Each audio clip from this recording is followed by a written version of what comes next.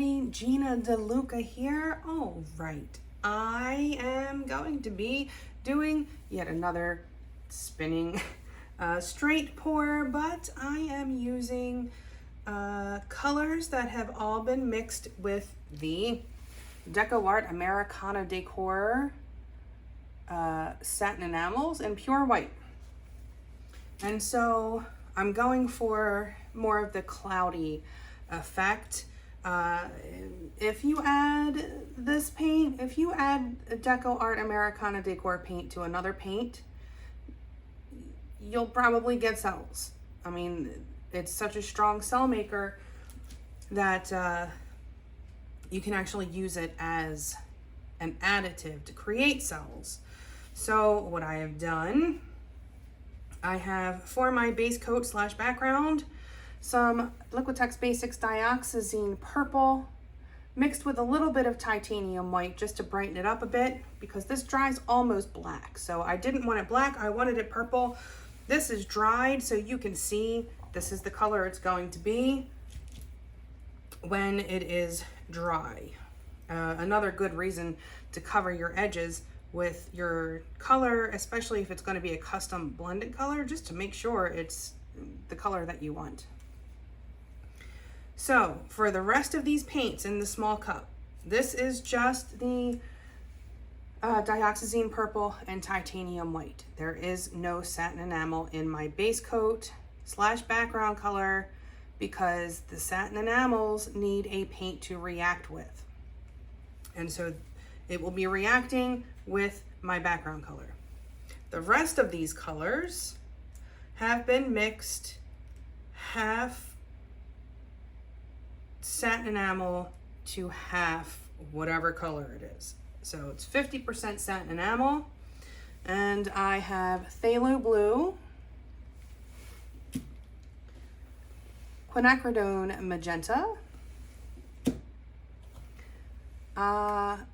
Artist's Loft Orange, but this was too bright of an orange, so I added a bit of magenta to it to tone it down a little bit. The Cadmium Yellow Medium Hue. Now, the Cadmium Yellow Light Hue will make cells on its own, but they will be smaller cells, more like the pop-up cells or pearl cells, typically.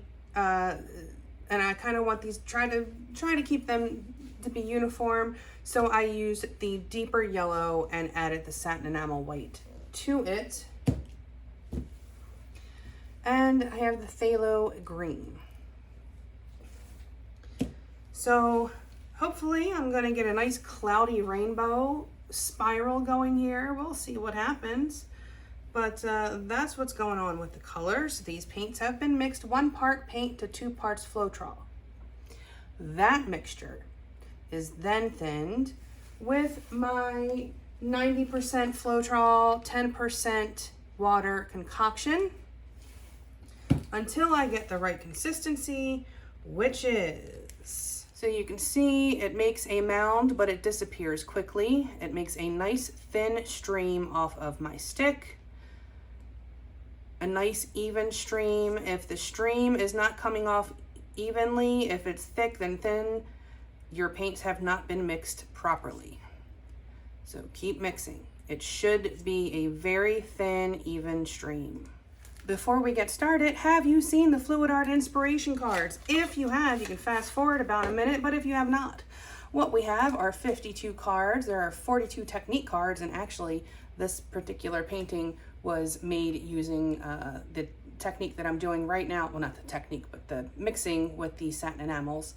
So that's kind of a preview of what could be happening. So there are 42 technique cards, and each technique card has an associated video here on YouTube that gives you all of the information that you need, the exact paint brands, colors, the recipe, and of course, how to do the technique, all the stuff I can't fit on a card. Here you have, that's the painting in that particular video. This box here contains a tip for this particular technique. And here at the bottom, we have the color palette that was used in this painting. And then these 2 boxes can be used together as the basis of a 2-color palette, or you can build off of those colors. There are also 8 bonus color palette cards. Each one has 5 color palettes. Use all of the colors or just some of the colors. Mix and match the color palette cards with the technique cards and you will have more combinations than you could ever paint in a lifetime. These are available at my website, ginadeluca.net, and also now on amazon.com. All right, the first thing I'm going to do is put some of my background paint in my cup. This is the paint that the Decoart paints will be reacting with. And I like to make sure that I have enough because I have put down my base coat and realized that I over poured my base coat and did not have enough for my cup. And so now I just try to make sure that doesn't happen. And I also like to leave a bit in the bottom of this cup so that I can add it to the top of my pouring cup to cover up any of the to cover up any of the paints that are creating cells in the cup. I still want them to have the opportunity to react with my background paint, and if all the cell makers are sitting on top, it can't react. So I cover my edges first with my background color before I add the Floetrol to it. But I cover that first because the way that I mix my paints for a straight pour, my paints are pretty thin, and especially with Floetrol, you may not get the best coverage on the sides. So it is always prudent to cover your edges first so that you don't have to do it later. It's a lot easier to just do it now than it is to do it after it's dried, and especially when you're using a custom blended color like this. All right, my base coat is down. I'm gonna put some paint in a cup. Okay, going to start with the blue first. The order in which I choose to put my paints for straight pours, I like for the paints with the most contrast to go in last because they often end up at the bottom of the cup and give me these super cool glowing centers. I am pouring from up high, allowing these paints to sink and churn.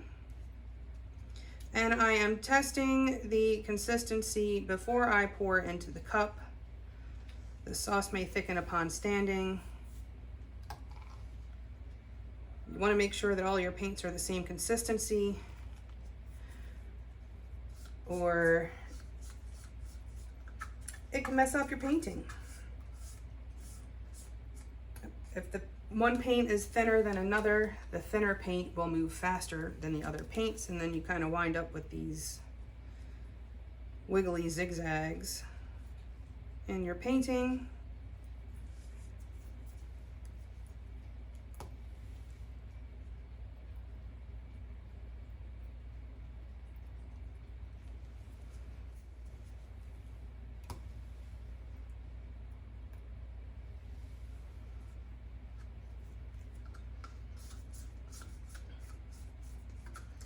As these paints sink and blend, they kind of attach to each other,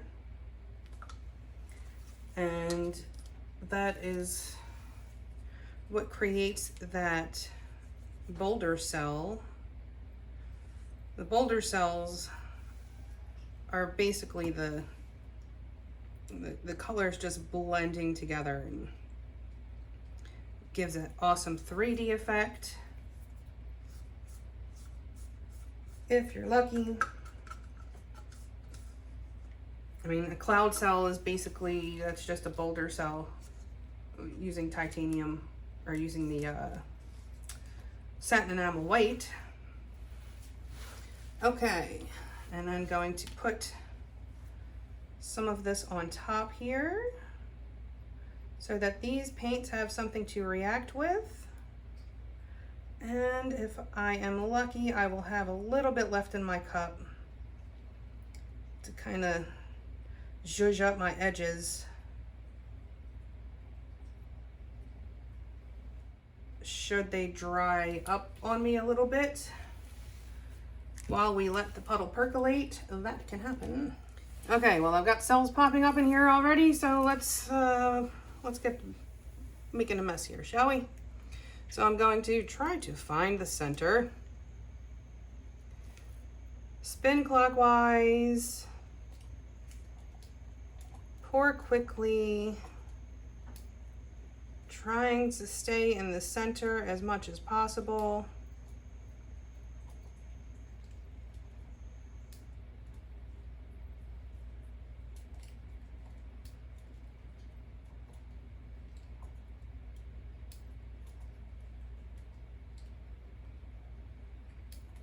As I get towards the end of the cup, I will get closer to the canvas. This will give me more control.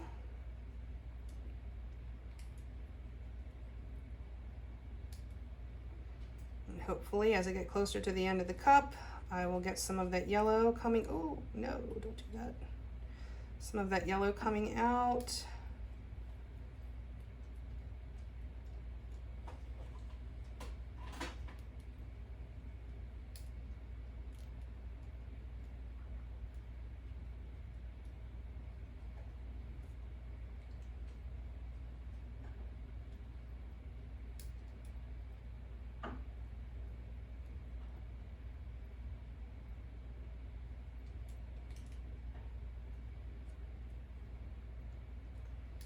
The end is the most important part in this technique because that is your focal point. So knowing when to pull the parachute is important. Stopping the pour before it drips.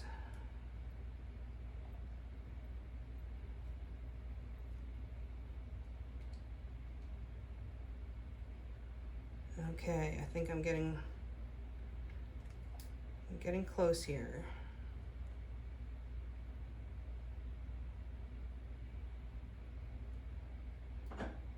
And you'll see as I get towards the end of the cup, I am moving very slowly.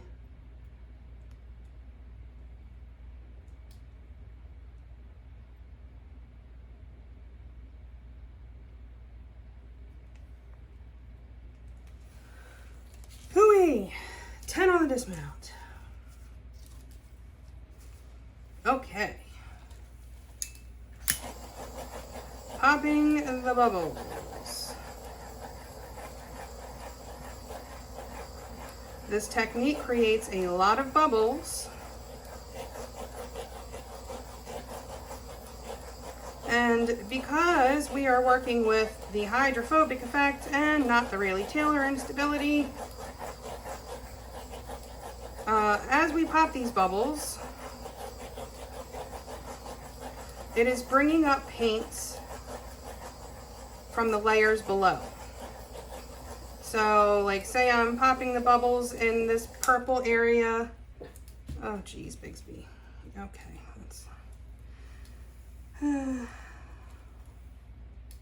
think it's time for Bigsby to get another blood glucose curve. He's been leaving presents. Poor baby. The joys of having a diabetic cat. What was I saying? Oh, right. So here, I'm popping the bubbles in this purple, and there's blue, a layer of blue under there that is coming up. Bubbles from the blue. It's bringing some of that blue paint with it. And because these paints have a hydrophobic effect, those cells will get bigger. They will grow. They will push away the other paints. And this is how we get the boulder cells. I could just stretch this right away and still get cells, but they would be pretty uniform cells. wouldn't get that boulder action. That comes with patience. So you can see the last colors that went in the cup are the ones that are in the center, which is kind of the opposite in most cases. Usually the first color in the cup is the one that you would be getting in the center in the end, but because this is a straight pour and the way that these paints behave, the last colors I put in the cup end up in the center. And so now I have this great contrast going on with the yellow and the orange and the green in the center. The magenta has kind of disappeared.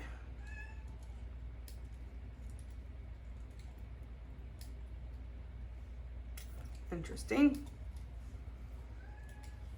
There's a little bit in these blue cells here. Perhaps when it starts stretching, might end up with a little bit more of that. All right, let's do this. Oh no, bad things happening already. My little tube got loose.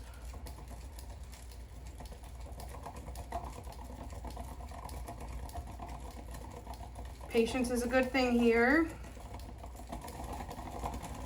You don't have to spin fast. It will stretch.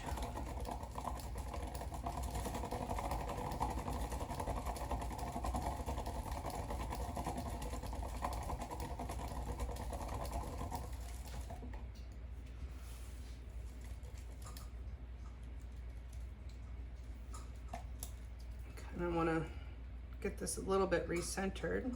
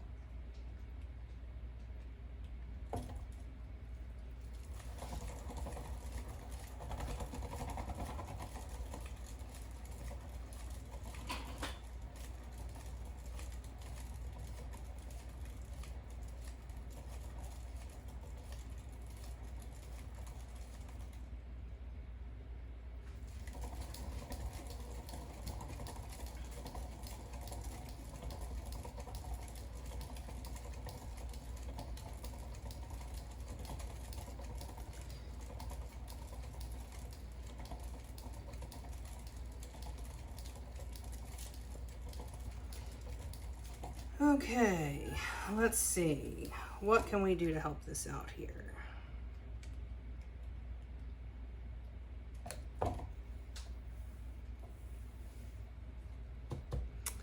All right, so I'm gonna take what I have in my cup here and give a little bit of love to these sides here, these corners. It doesn't have to be perfect. You just need a little bit of something.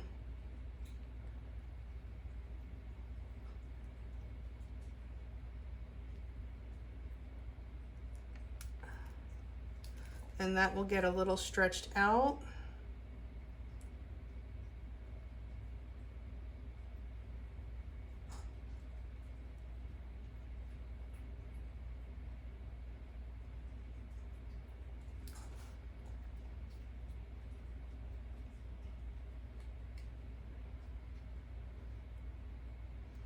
This is kind of a good way to make the edges feel a little more organic if they aren't getting covered, your corners, I mean. And then once you spin again,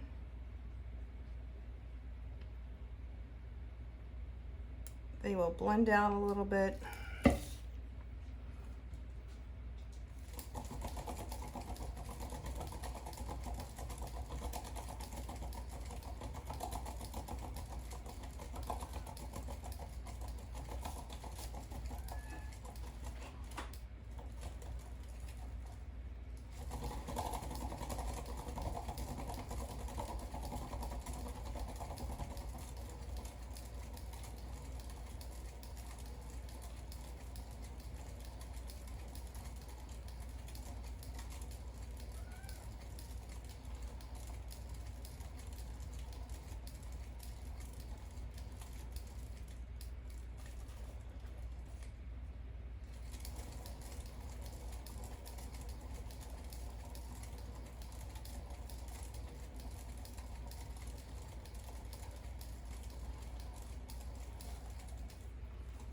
Okay, here's what I'm gonna do. I'm actually gonna slide this canvas a tiny bit off center and move the corner that I want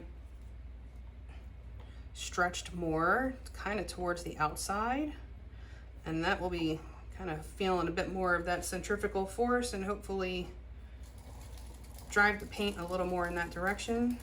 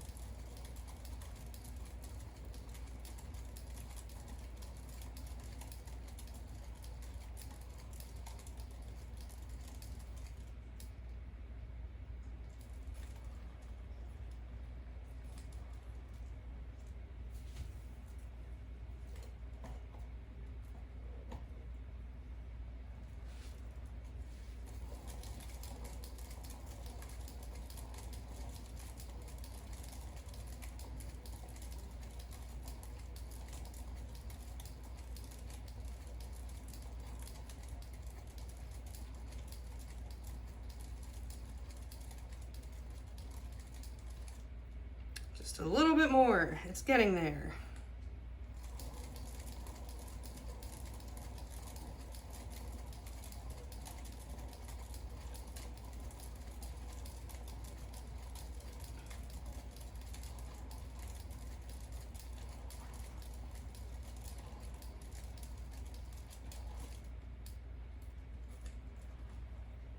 And give this a little bit of help. It's kind of looking just a bit dry on that corner. Maybe that's holding it up.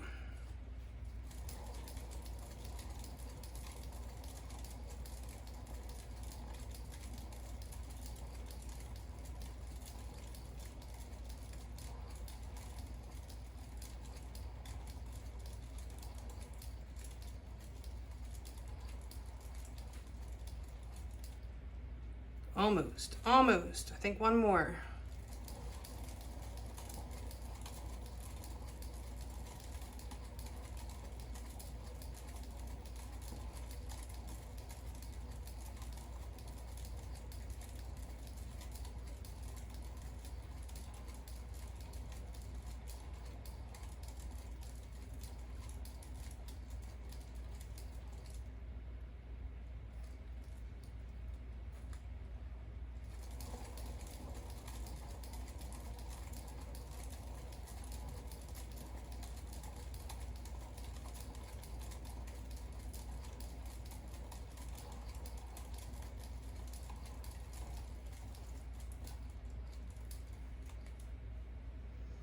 Okay,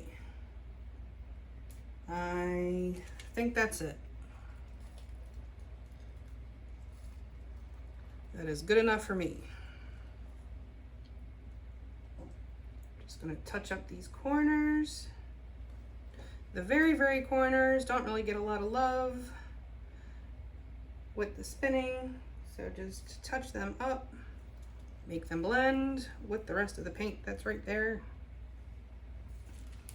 Okay, well, it's not perfectly circular. Got myself a little wonky, but you know, it happens. Okay, cool things going on in these cells here. Pretty nifty. Happy with the contrast I have going on. All in all, I think it came out pretty cool. So I'm going to let this sit and do what it's going to do, and I will bring you in for a close-up. Back in a few.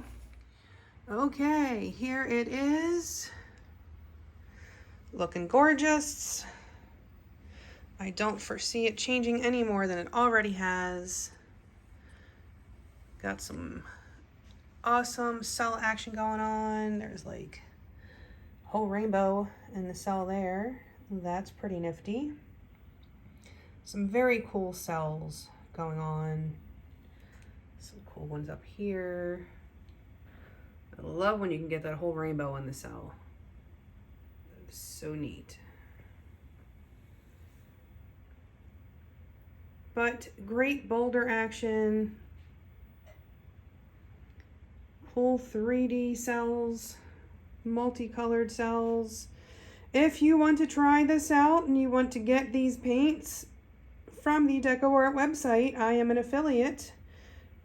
Do check out the description box below for links to my affiliate link and also the coupon code. Get yourself 20% off. I just love these multicolored ones so much. But there it is. I hope you learned something. I hope you enjoyed. Please do like, share, and subscribe. Sharing is caring. It really helps out us content creators when you share our content. It really helps with the algorithm. Do check out the description box below again for the affiliate links. I have several affiliate links, so if you purchase your paints online, do check out those description or the affiliate links. And also in the description box, you'll find the link to my PayPal dip jar if you feel so inclined, my website, GinaDeLuca.net, where you can find my art and music and fluid art inspiration cards for sale. And you'll also find the link to our Facebook group, Go Make Some Art. Join us there, post your masterpieces, ask your questions, get some inspiration. A good time is had by most. It is the internet after all. And I think that's probably going to be it for me for today. I hope y'all have a beautiful day. Now go make some art.